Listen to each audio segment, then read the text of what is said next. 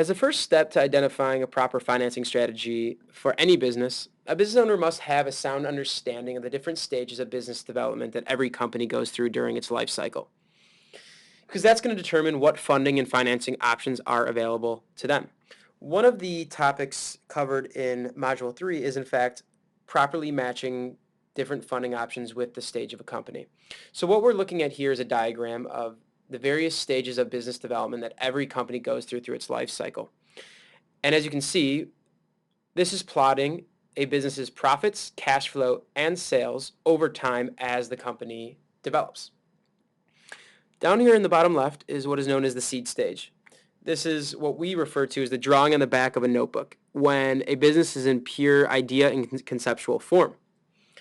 Now, as we move to the right, we get into the startup stage. This is when that drawing evolves into a young business.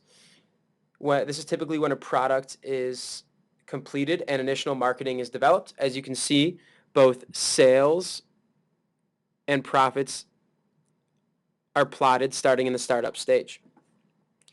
Typically, this is when a company is less than 1 year old. Now, moving over to the right into the early stage, this is when a business is producing and delivering products and services at a regular rate, typically less than 5 years old, and it may or may not be profitable.